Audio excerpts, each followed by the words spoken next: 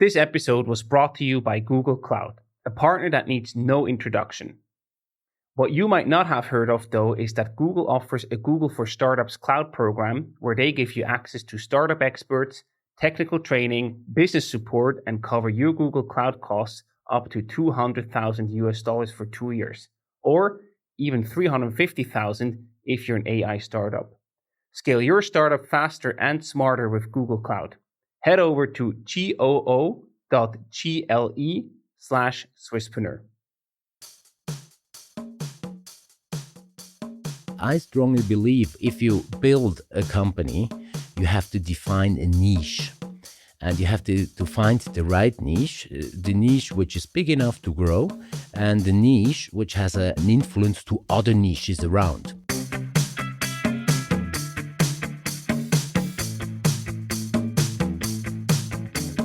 Welcome to the Swisspreneur Show, a podcast about startup stories and learnings from experienced entrepreneurs. If you enjoy listening to our show, make sure to follow the podcast and leave a rating. And now, here's your host, Sylvan.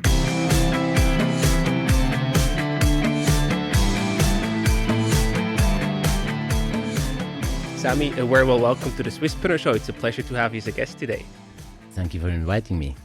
You are the co-founder and former CEO of BLACKSOCKS, I think a brand that many Swiss people know in our country. You are the Swiss e-commerce socks company, also the Swiss subscription company for socks, basically for business socks. You call it Sockscription, and you started the company all the way back in 1999. Before we talk about that story, I want to also travel back in time a bit. You worked in marketing consulting, advertising, and PR for 5 years before one infamous business meeting with Japanese people sort of changed your life a bit. What happened at that meeting? What did the Japanese people do to you? Well, actually, the meeting happened in Zurich, and my former boss told me, listen, we have very important customers. Put on your nicest suit and join the meeting tomorrow morning. That's what I did. And the meeting went very well. They were very happy. And so afterwards, they invited us for a tea ceremony. And in tea ceremony, you have to take off your shoes. And what people could tell that the two socks I was wearing, and they were not in the same lifestyle, and they didn't have the same family background, which means one was grayish with a hole and the other one was all black. And that was, for me as the youngest in this group, very embarrassing. And this made me think about the interface between men and socks. And I realized that both of them are lazy. So I said, probably these things, there should be a subscription for that.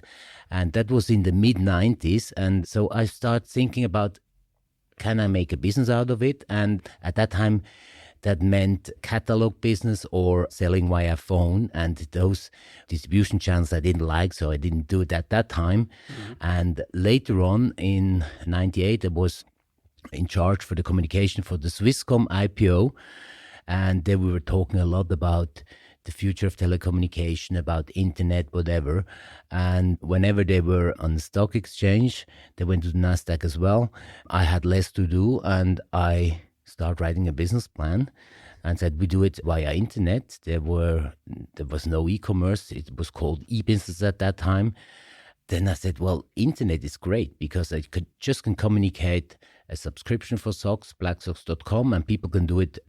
I can have a look at it, and I can handle the orders whenever I want. And that's what we did later on. Wow, that's so fascinating that this business meeting basically led to the foundation of all of this. Was that the first time when you really thought about starting a company, or did you always have a bit of an entrepreneurial DNA running through your veins? Actually, my grandfather, he was an entrepreneur, and I remember as a kid, once a year, he was sitting under the tree with a big bottle of beer and nobody could disturb him. And it was the General Assembly. So he was successful and he was free. He was free to do whatever he wants. And for me, it was always something I liked. I studied in St. Gallen, and at that time, most of the people, they wanted to work as a business consultant for one of the big five or in investment banking, and I was never the corporate guy.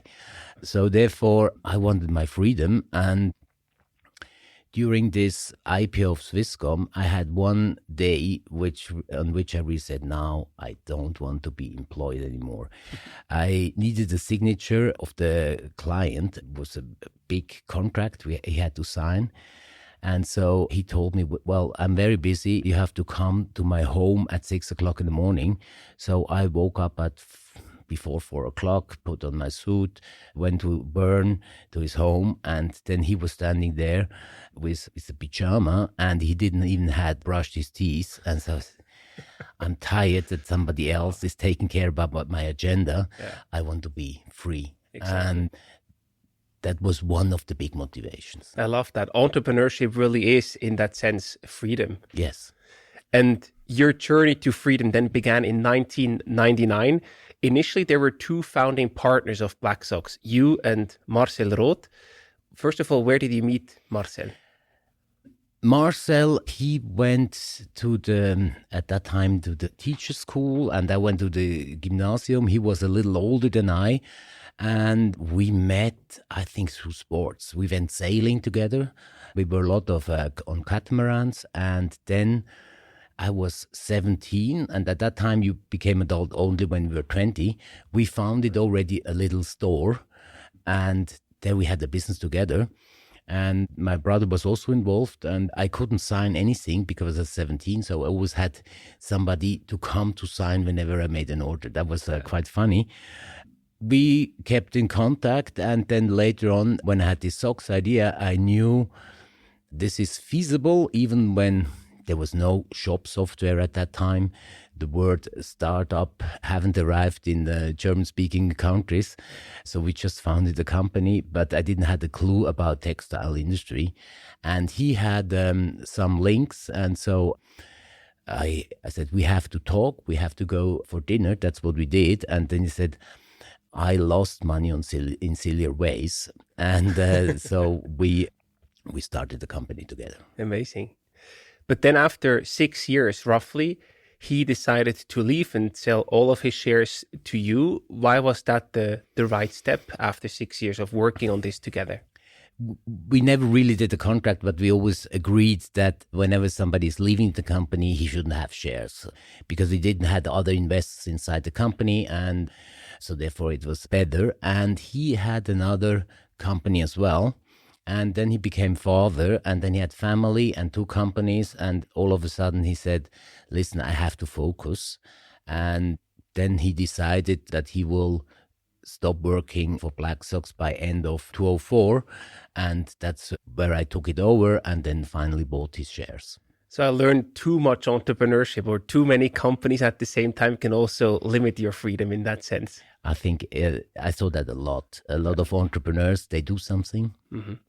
Which is successful, then to do another thing and another thing, and all of a sudden they're really busy, but their main business, their first business is just paying the bills. Yeah, that's often how it goes. That's true. How was that for you, sort of losing your business partner? Of course, it's understandable. He wanted to focus on the other company. He had family, but I assume it's also your business partner, sort of friend that you built the company with for almost 6 years. Well, all of a sudden, I was really lonely with my decisions.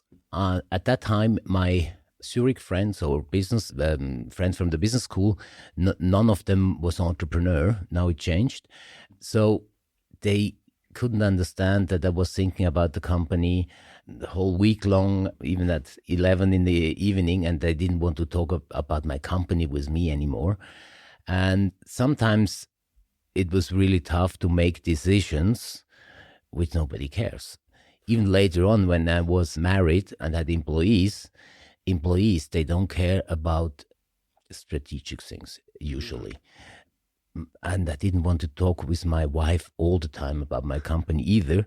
So I did it with me, myself, and I. And sometimes it was tough decisions. I imagine. Because the founder journey, especially sort of as a not solo founder, but at least solo manager in that sense, that can be lonely and very, very tough.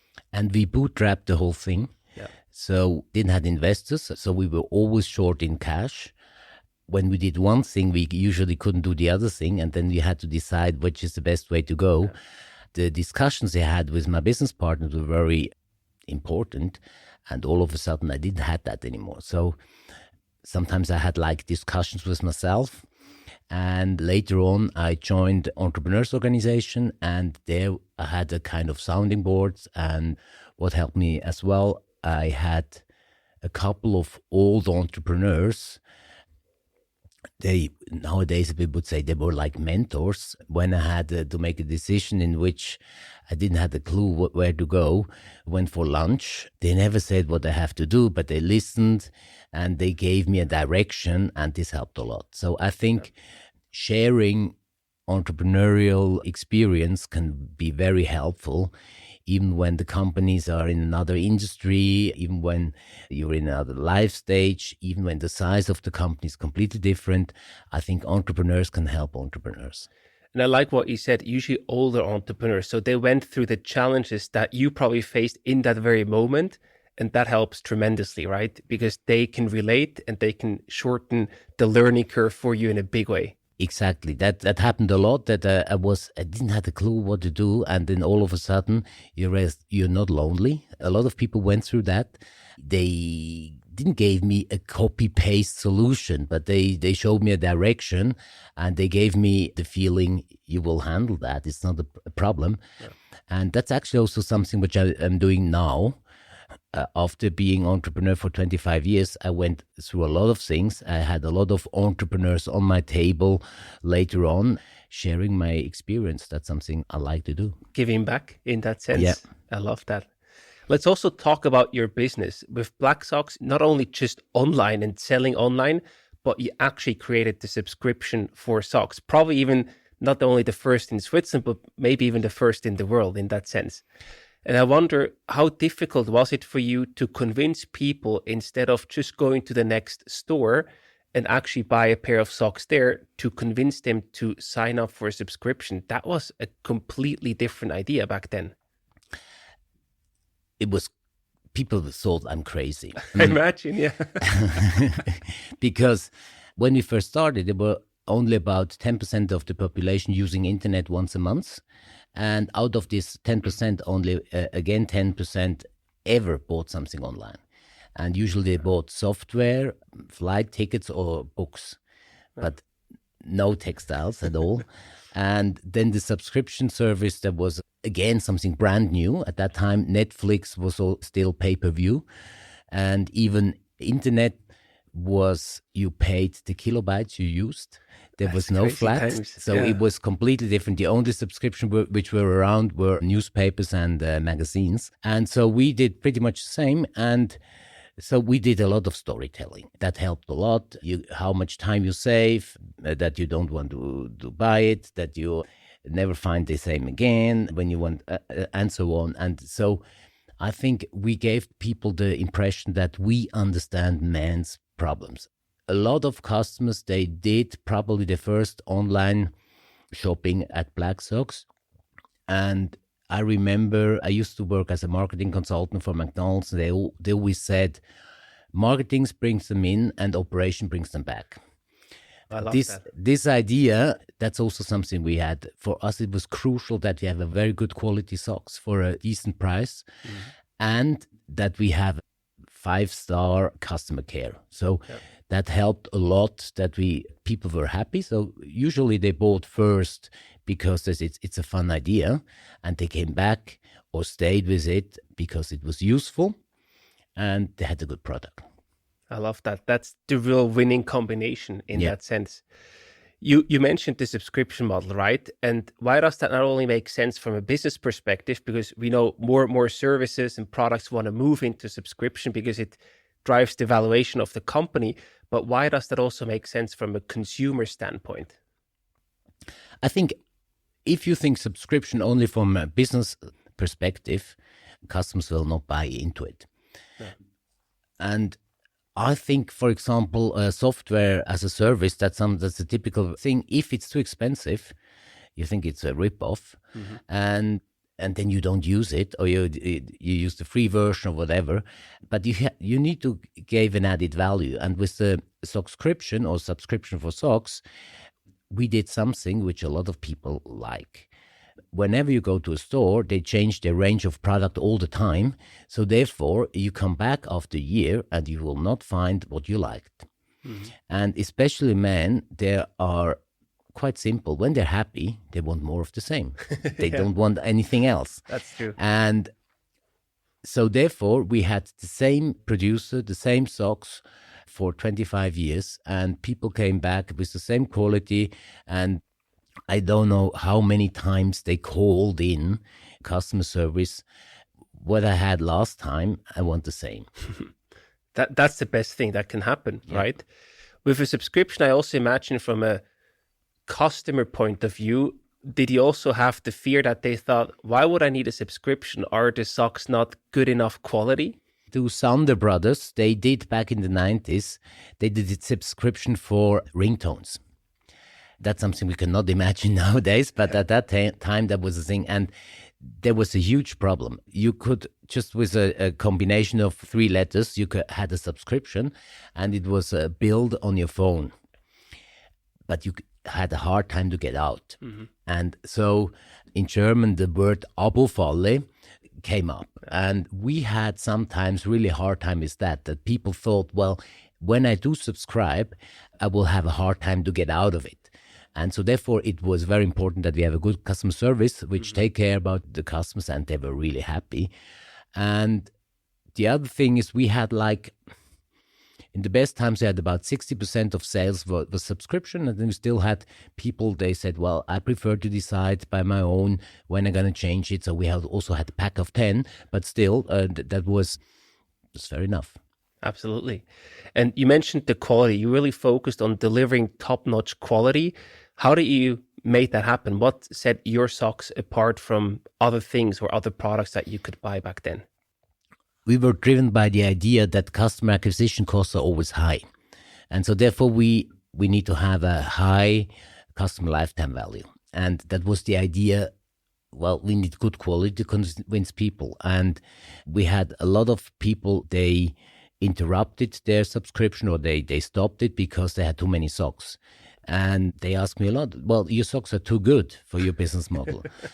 No, it's not, because it's building a relationship. And that helped a lot to do that. And in the 90s, the whole textile industry moved from Europe to Asia. And it was cheaper, much cheaper. And we decided, no, we want to do it with a family-owned, family-run company in Europe, to be close, that we can go there, that we can solve problems. And for all the production lots, we did a lot of tests, because socks, they live in a quite humid environment. It's depending on the shoes, there is peeling and so on. And we did all these tests, and we tested all the yarns, and we invested to make things better. And I think we had one production lot which was bad in 25 years. And there we knew who got the first of this production lot, because we had a process in which we did quality control. And then we replaced all the socks without asking. And this gave us a lot of credibility, that people said they really believe in that and they really do it.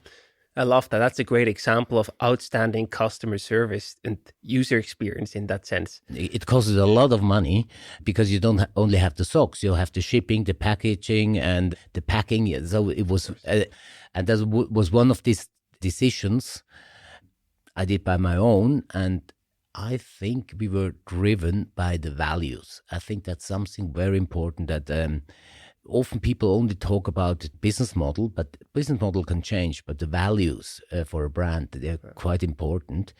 For me, it was important that people can count on us. Yeah. So really the reliability in that sense. Very old-fashioned. Yeah, I love that. I love that. That's how you delight customers in the end. Yeah. Your production was in Italy, which makes sense with everything you just described. And also from a sort of ecological standpoint, you want to keep the transportation short. At the same time, often the raw materials, they come from all over the world, right, to produce the socks. How did you check that? Because there's only so much you can do, I imagine, to also control the raw materials. Well, textile industry has a lot of problems. Whenever you produce cotton, You have an issue with water. You produce cotton on fields on which you also could produce food. And cotton is not growing in the hills of the Alps, so you have to go to the second or third world. We always took care that it's certified, that it's and so on, but even there, nowadays about 20% more organic cotton is sold and produced. We had with cashmere, we had cashmere socks as well. There we had an issue that we had to do DNA analysis. So it's not enough that you buy cashmere. You have to double check because cashmere is coming from a region, Mongolia, China, Pakistan, in which corruption is a big problem. And when the officer has a new girlfriend and wants to do a present, he's open to sign something. And that's a big problem. And so I will start working on a fund in which we will try to change textile industry. I talked about the raw material production, same is with color textiles. We decided we want to produce it in Italy as well. So not only the raw material came from Egypt, but we colored them in Italy. So there you have at least the laws, the control, and water was cleaned. It doesn't go to the sea, so it's not Bangladesh, it's not India. Mm-hmm. And so this helped a lot. But I think now in future I will work part-time on procedures to help to make the textile industry a better place. You already found your next project in that sense. Well, that's a tiny project. As I said before, everything I learned as an entrepreneur is something which I want to share. And it was a coincidence. A family which is in the textile industry for the 6th generation, they opened up this fund, said we need somebody which has experience in digitalization, in textiles, and is an entrepreneur, and there's not that many. So he said we have to talk. Absolutely. I also want to talk about your customer acquisition strategies because it was very impressive. Only half a year after your initial launch, you already had 1,000 customers acquired. How the hell did you do that? Well, we like to do bets. And when we went live, we did a bet. Good bottle of wine and an expensive dinner together with my former business friend, and 1,000 was the limit. So what we did, and this is very helpful, I counted the days till end of the year and divided by 1,000, and then or divided the days 1,000 by the days, and then I realized how many new customers we need a day. Yeah. And sometimes it was really funny that I met somebody in the morning and said, well, yeah, that's a cool thing, I have to order it. And then I double checked at 9 o'clock in the evening, and he didn't order. So I called him and said, listen, I do the order for you. And so we pushed ourselves to reach the goals on a daily basis, because I think you cannot attract 1,000 customers. You can attract 1,000 times one customer. It's one after the other. And at that time, there was something, nowadays we laugh about it, palm tops. Probably don't know what is a palm top. It was a product which was basically an agenda, a dress book, and you could make notes, and then you can synchronize it with the computer. And so around me, a lot of people had that. And so I asked them, can you send me all your contacts? And there was all target group, young professionals, about 30 years old, business degree, and open to new technology. And so we start sending out paper mailings or emails. Mm-hmm. At that time, nobody took care about there was no GDPR. Permission. Because everybody was happy when you got an email. Yeah. You know? And so we send it out, and then the idea over-delivering and under-promising helped us that people said, wow, that's cool. We did, even in 99, we send out every order the same day at 5 o'clock, so it arrived the next day. And there was not, usually if you ordered something, it took sometimes 2 weeks. They had the other day, so we had this wow. And with this wow, people start talking about us. And then you got more customers. through word of mouth. Exactly. I love that, because today you would probably call that growth hacking or any other fancy English word. You just did that intuitively. You said, hey, you said you got an order. You didn't. You followed up.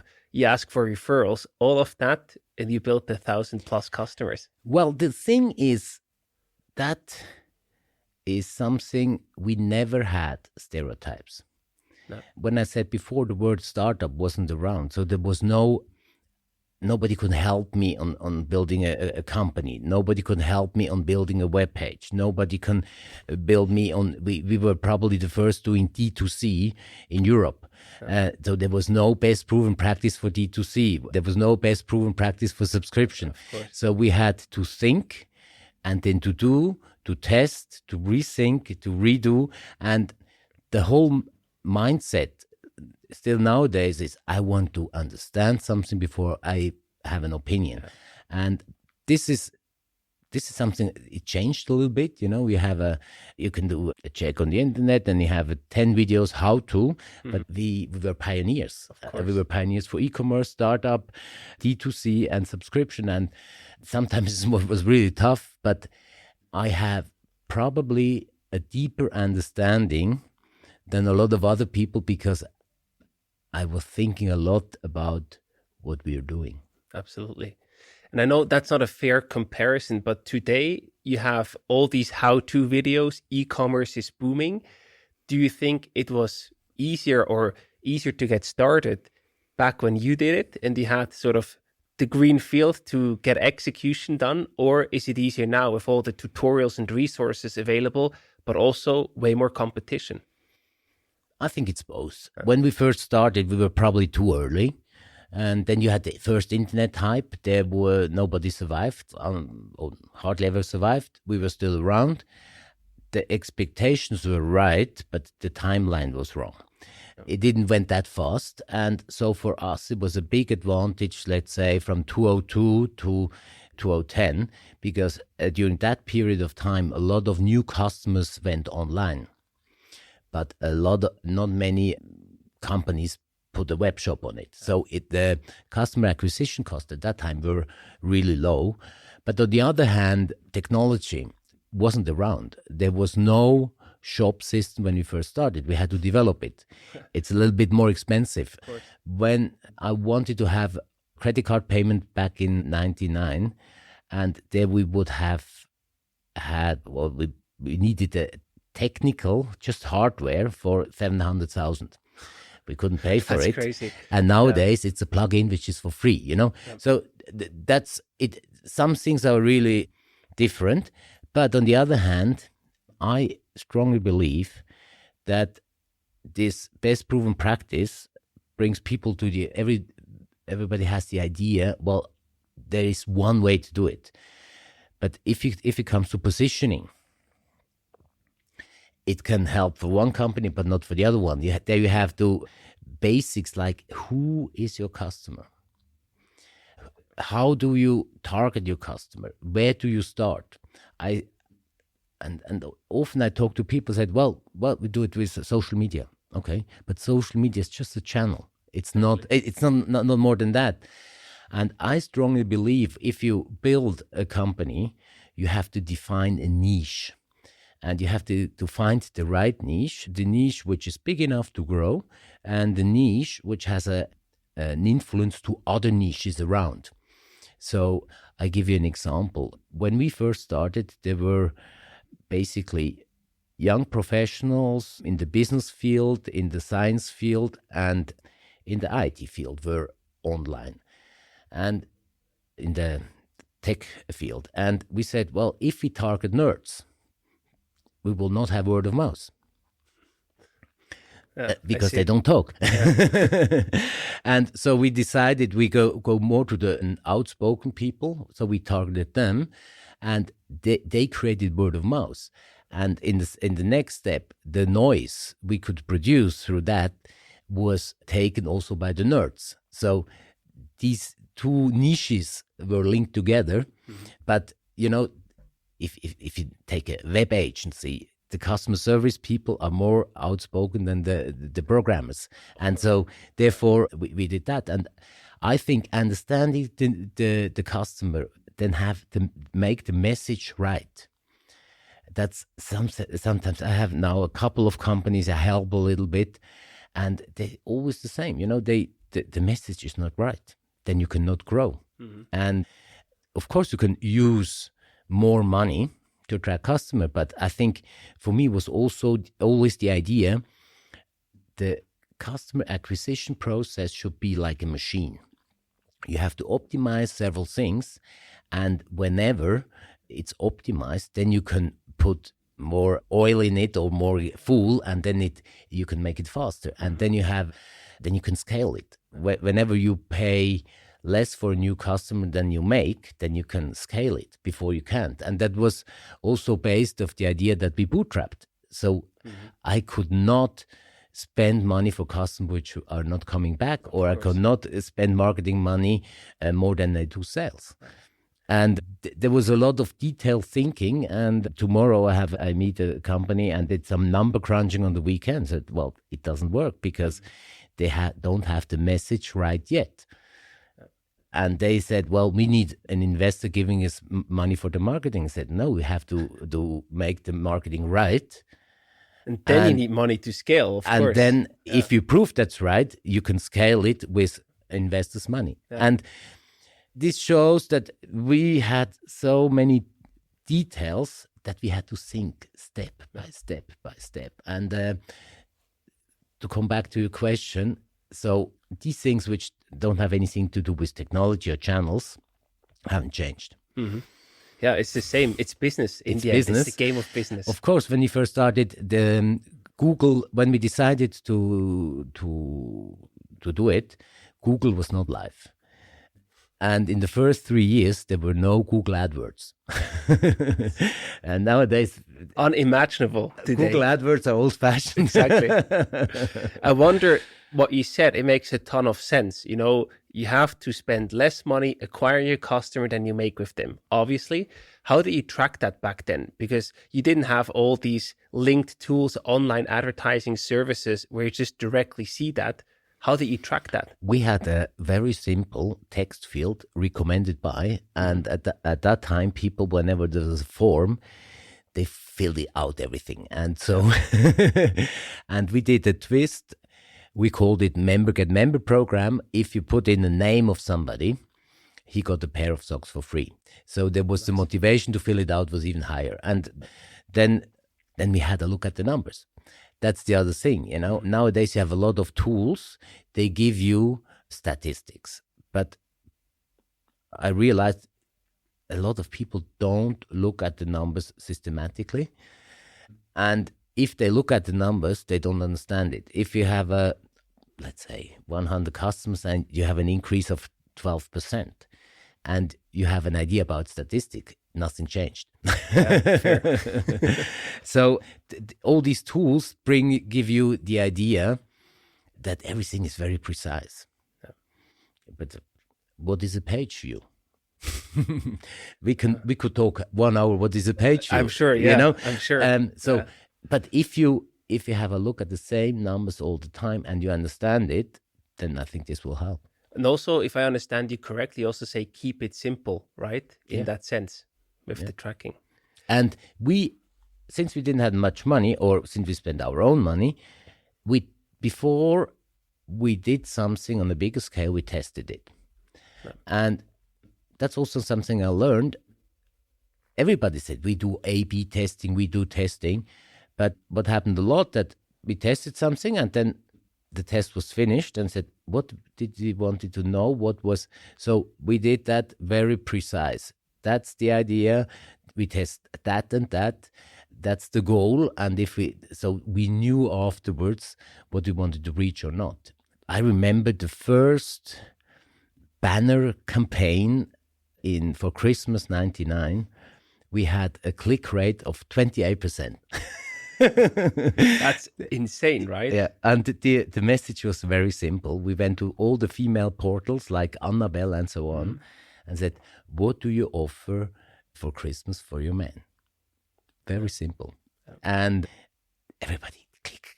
click, one of three. And of course, time changed. There's much more noise, but it was about learning, Mm-hmm. Yeah. Fantastic.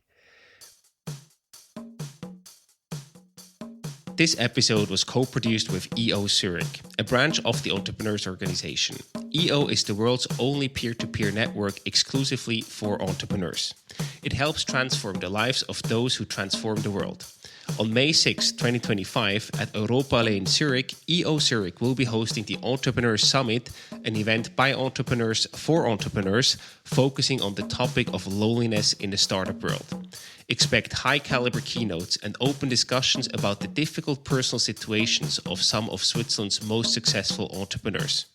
There are 150 seats available, and the event is open to both EO members and to outsiders who fit the EO criteria. Head on over to entrepreneurs-summit.ch to learn more. With your success, you then also, I think by 2006 roughly, there were more and more copycats entering the market. So they saw, what BLACKSOCKS is doing works. They make money with it. It seems to be a good business model with that socks subscription. How did you react to more and more copycats entering the market? I was in a lot in sports, and I always said the match is won on the field.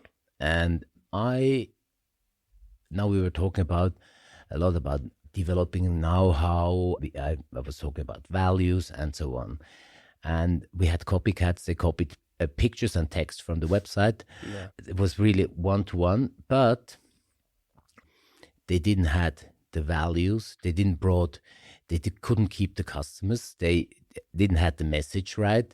They did all the mistake, because I think we don't live in time where is it important what to do, but how you do it. And probably they had the problem with the how, because if the motivation is become rich fast, then you probably buy the cheapest socks available.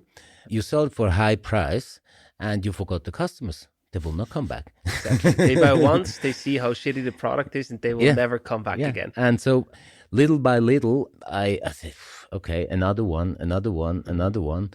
And there was only one which I really hated, because he played the role that people mixed it up. Okay. So there were a lot of we had a lot of complaints from customers, which were not our customers. They bought at their place, on their website, but they wanted to buy with us. So that was bad for the image, and they did a lot of spam.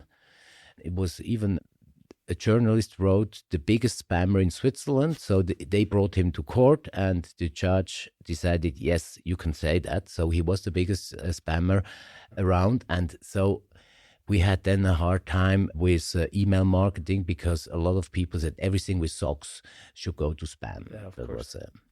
But otherwise, I think I'm a liberal person. I study business and economics, and I strongly believe the market will do it.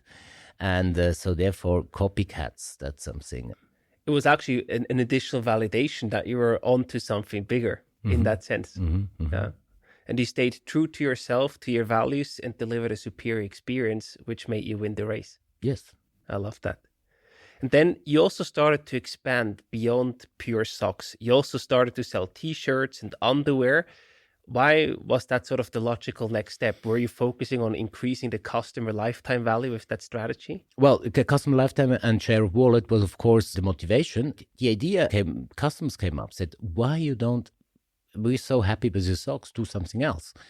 And then we said, okay, we do what else is simple, is men underwear. And that time, there was less developed the market than nowadays. And so we started with men's underwear and T-shirts. We tried shirts as well, but that never worked, because that's too complicated for a subscription. You need to have too many different tastes, colors, quality, whatever. And so we stopped it again. But I think the idea was make out of a customer lifetime, you can double it by selling underwear as well. Yeah. And we had the same mindset. The fitting must be good. The quality must be good. We have to keep We did printed versions. They changed a little bit, but the basic model was the same. And we had so many people that came back after 10 years. I had this underwear from you, I want the same, so this worked as well. I love that simplicity. You do something really good and you just do it forever. Yeah. You mentioned multiple times that you were bootstrapped all the way along. In what sense has that sometimes also limited your growth? Because I imagine you probably found out what's working. You got the messaging right. You identified multiple channels that worked. But due to the fact of being bootstrapped, you were not able to scale up everything at the same time. So bootstrapping in that sense, are you happy that you did it the way you did it? Or were there times where you were hoping for more money to invest to grow faster? Well, during the internet hype, there were a lot of people that wanted to invest. Then we were wondering what we would do different with more money. Yeah. And we came up that probably would do the same mistakes, but more expensive. And so we didn't want it. Later on, or at the very beginning, I said, entrepreneur, you're free. No. And whenever you have other shareholders, you cannot do what you want anymore. And I always liked this idea of being completely free because startups didn't exist. The motivation from us was to have a running company which is paying your living, and it was not the idea of an exit. Because that was not the motivation. Nowadays, it changed a lot. A lot of people, they say, okay, I do something, I make it big as fast as possible, and they want as much money as fast as possible, and they get out. But that was not our mindset, and that's probably also the reason why I stick with it, and I didn't have an investor. There was a phase in which I said, well, if somebody's coming up, where we can scale, but we can also, little by little, I can go back. Mm-hmm. That would be a possibility, but it never happened. I talked to a couple of people, but then at the end of the day, the values were not the right, or the timing was not right, and so we never did it. Yeah. You mentioned the exit. Although you did not want to have an exit, it then still happened in 2023 when BLACKSOCKS bought BLACKSOCKS. How did that deal happen? Because you were not looking for it. Well, to be very honest, probably I should have sold it earlier. Okay. Because when you first started, it was rock and roll. It was wild. It was, I had so much more fun. Yeah. And the e-commerce changed. E-commerce became something, well, you have to optimize 0.5% here, 0.5% there. And that's on me. I liked it much more where you can do silly things, where you can make a lot of noise. And that was more Samy Liechti than at that time. And in addition to that, I had a very cool team. It was like, we had like a flow. And then 2 of them left, and we never came back to this flow anymore. And so I took over more and more projects. I was much more in the daily business involved. And so all of a sudden, I'm young enough to do something different. Mm-hmm. I'm not about to found a company, but I think my role of giving my experience to others, to share that, to help to work on companies, not working in companies, that's something which I like to do. And so it's good that I don't have the daily business anymore. Yeah. It's also a very long time that you were building BLACKSOCKS, right? 24 years. Did you also get a bit exhausted at the end to say, hey, I've seen it so many times, and it also maybe got a bit boring or repetitive for you? Well, I think good thing is Christmas business. It comes every year, and every year the same discussion. I don't have an idea. Then they start working on the campaigns too late, and then it's okay. I've been there, I've done that, and then it becomes very repetitive. And the difference at the very beginning, nothing was repetitive. Mm-hmm. Technology developed, customer developed, the market developed, and then it became and it's not where my fun is coming from. Fair. Yeah, it's not the rock and roll times from the beginning. Yeah. And how did the deal then happen? Like, did you approach BLACKSOCKS? Did they approach you? How did that go down? I met them once and they asked me directly if I want to sell them. I think it was in 2016. Okay. But it never followed up. And then they contacted me. I said, why not? Yeah. And then, it happened. And how do you negotiate the price to sell? Because that's always a very critical point in these negotiations. I was never very money driven. Okay. So for me, there was a limit. And when I realized I want to do something else and I don't feel free in there anymore, there was, for me, I had a limit in my head. That's the minimum. Otherwise, I will not do it. But I start thinking, well, I'm tired of it. And so the negotiation for the price, I delegated to a friend of mine, which is doing a lot of M&A as a lawyer. And I never was really involved in these negotiations. Okay. Was it above or below your limit that you set for yourself? It was close. Okay, fair enough. Are you allowed to say for how much you sold the business for? Nope. That's too bad. I always have to ask. That's my job. Then for you, it was clear that you wanted to move on, right? So was that also part of the negotiations? Because often they would say, well, we want to have a proper handover. You stay for at least 3 more years or something like that. You left pretty fast after the deal concluded. Why was that? The buyer had the idea that I don't have much know-how which I can hand over. And since they're already in the socks industry, they know how it works. And so therefore they didn't wanted me to stay longer. And so that was, and I think for me it was difficult at the very beginning because everybody came to me, what shall I do? How do I do it? And then from one day to the other, they came to me and said, well, you don't have to ask me anymore. I'm now an advisor. I'm not the boss anymore. And if somebody asks me, I can give my advice, but I cannot decide anymore. And I think around me, it was much more difficult for those people than for myself. Because, for example, suppliers, they always knew, well, I call Samy and he will decide. And then all of a sudden, they called me and said, I'm not in charge anymore. Quite a game changer. Yeah. After building BLACKSOCKS for 24 years, I mean, that must have gotten really close and dear to your heart. And letting go from sort of one day to another, many entrepreneurs then sort of feel a bit depressed at least. How was that for you? Were you more relieved that you now won your freedom back?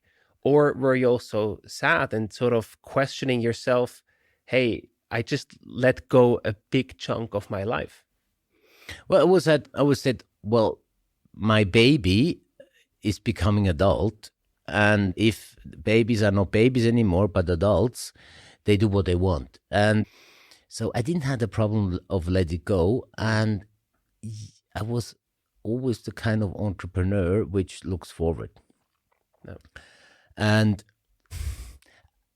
I must also say in the last couple of months, I never checked what they're doing.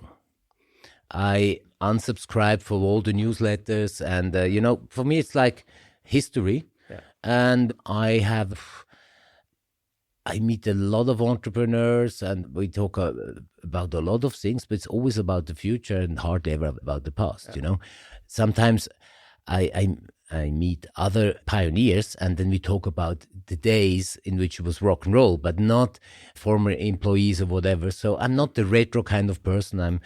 I'm much more curious what we'll do in 12 months. I think that's a very entrepreneurial thing to do, not look back, but look forward. I always had the problem with taxes because there you look back. Yeah, exactly. And I'm more into budgeting than into taxes because taxes that's a long time ago. Exactly. How did you celebrate the exit? Did you do anything special or buy anything special to celebrate that specific moment? Well, my luxury was I had time for myself. I My last working day was early December, and early December I didn't first said, well, I go far away, and as about soon it's Christmas. I have kids 10 and 12, so I didn't want to be too far away. And then finally I went back to Paris, where I was in an exchange program as a student. Nice. To the very same street. And at that time, when I studied there, I only lived there because it was so cheap. And now it became very trendy. Yeah. So I had like 10, 15 days, just me, myself, and I in Paris. And that was a very good thing to have a cut. Yeah. Because last business working day, then left. And for me, it was pretty clear that I don't want to work before end of May. Mm-hmm. So one of the reasons why I became entrepreneur as well is I didn't want to miss the powder days for skiing or snowboarding. And I did a lot of skiing this winter, 6 weeks of skiing, 2 with the family and the rest with friends. It was really cool. So I started look around. So for me, the luxury was I had time for myself, for the family. And now in spring, I start having discussion what I want to do. Soon I realized I will not get a job. Not surprising. It doesn't work for anybody. But so now I have a couple of mandates which I try out. We can call it mentoring or coaching for companies or entrepreneurs, or I'm in a board. There I have to see, well, do I want to become board member only? Probably not. It really depends how the fit is. Then I talked about this fund where we start probably by end of the year, where you can play your active role for the investments we do. So I think there's a lot of fun thing which come up, and I'm still open to new ideas. Amazing. You'll stay busy. Do you think that you will ever start another company again? I think when I look back, at the very beginning, and probably it's also because I bootstrapped it was a 24-hour thing. I had more energy with 30 than with 55, of course, and I didn't have family. And I'm not quite sure if I want to do that again. If I do it, probably not by my own. Yeah. But if there are cool people with a cool idea, I still have the entrepreneurial feeling, and I'm willing to do that, but it really has to be a good fit. Yeah. And I think it's always about people. Good people which fit together can change the world. If it's just we want to become rich fast, then it probably will not work. Absolutely. I love that. So to wrap up the conversation today, I also have some rapid fire questions for you. I either give you different options to choose from or a short question, and you have to answer in maximum 1 sentence. Mm-hmm. You ready? Yeah. What's your favorite BLACKSOCKS product? The Calf Socks Classic. Sold it 1 million times. And what is your favorite BLACKSOCKS memory? I know there must be many, but if you had to choose just one. But when I got an award in New York, because 4 years before, during 9/11, we lost all the US customers after a CNN thing, which was horrible. Yeah. Do you prefer to be a founder, investor, or advisor? I'm not an investor. Advisor or founder, I think it depends on the life stage, and now I'm probably more advisor. Fair. What does money mean to you? Money is like gas. You can go faster, and it's bad if you don't have any more. Yeah. But I don't have containers of gas at home. I know you couldn't say the exact amount that you sold BLACKSOCKS for. Can you tell us if it was 6, 7, or 8 figures? There were so many figures I don't remember in this contract. Page numbers and so on. Good answer. Good answer. What do you love best about helping other founders? It's an emotion. You sit together for half a day and they come out and are much more motivated and see more solutions than problems than they saw before we started, and think that's great.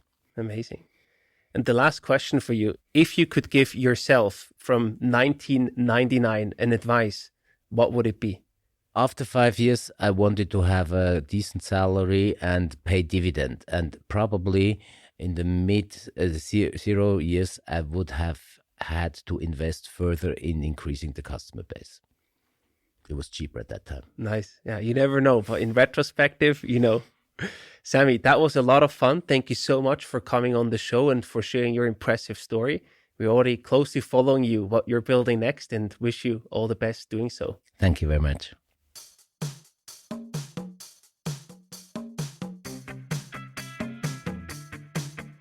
We hope you enjoyed today's episode. If you did, you can support us by rating our show on Apple Podcasts. This way, we can reach an ever-growing number of aspiring entrepreneurs.